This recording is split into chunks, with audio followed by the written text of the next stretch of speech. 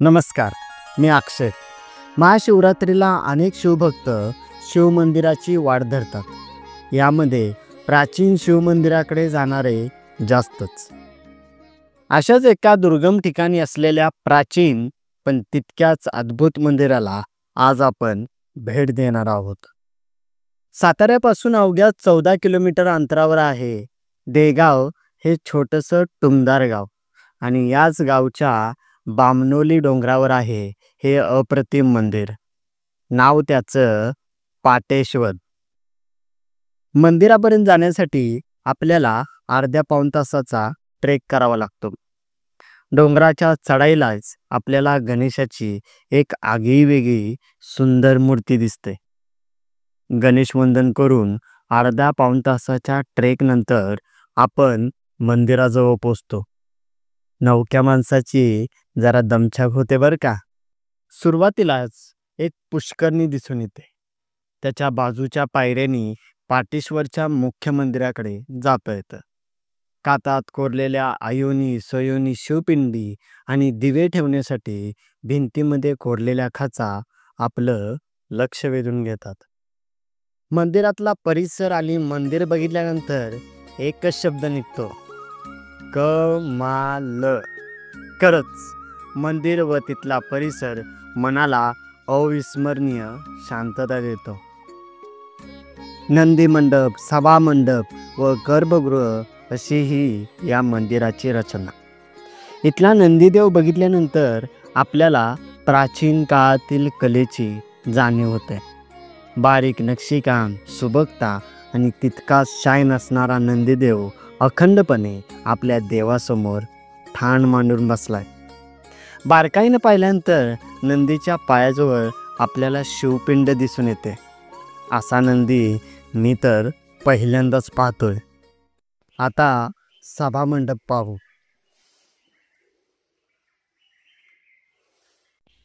दगडी खांबावर उभ्या असणाऱ्या या सभामंडपात एक मूर्ती लक्षवेधी आहे, स्त्रीरूपी गणेशाची.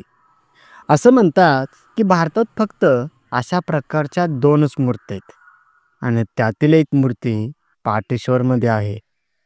मुख्य गाभाऱ्यात शिवपिंड व महादेवाची मूर्ती दिसून येते. मंदिराच्या बाहेर असणारी अजून एक मूर्ती आपले लक्ष वेधून घेते. भगवान शंकराची चतुर्मुखी मूर्ती.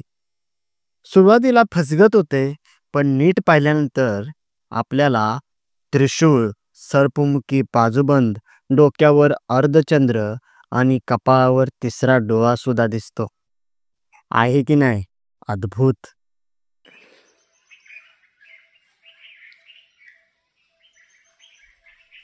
मंदिर पाहिल्यानंतर येथील आवर्जून पाहावं असं ठिकाण म्हणजे कोटिलिंग लेणी. पुष्करणीपासून सरळ पुढे गेलं की ही लेणी लागतात आणि ह्या लेण्यामध्ये आहे कल्पनेच्या पलीकडेही असणारी शिवलिंग. जणू पंचमहाभूताचं प्रतीकच. हाताच्या बोटा एवढ्या उंचीपासून ते 4 फूट उंची एवढी शिवलिंग इथं तुम्हाला पाहायला मिळतात.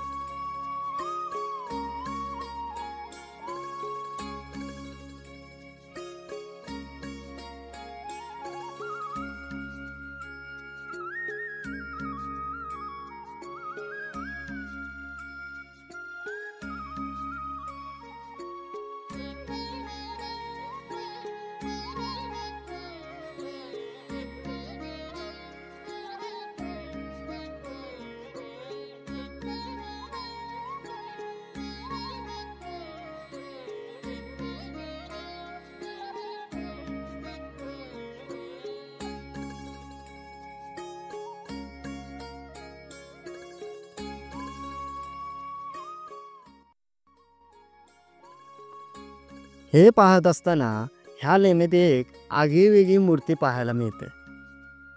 नंदीप्रमाणे दिसणाऱ्या मूर्तीचं मुख मात्र मानवाप्रमाणे आहे. अभ्यासातून समजलं की ही मूर्ती अग्निउर्षाची दुर्मिळ मूर्ती आहे. 7 हात 3 पाय 2 डोके असणारी ही मूर्ती खरंच अद्भुत आहे. राकड देशा कणखर देशा दगडांच्या देशा असणारा आपला भारत देश प्राचीन आणि अद्भुत मंदिरांचा सुद्धा देश आहे. सातारा जिल्ह्यात असणारं हे पाटेश्वर मंदिर अद्भुत आणि प्राचीन तर आहेच, परंतु ह्या मंदिराला ऐतिहासिक वारसा सुद्धा आहे. जगातलं पहिलं पंचांग याच मंदिरात लिहिलं.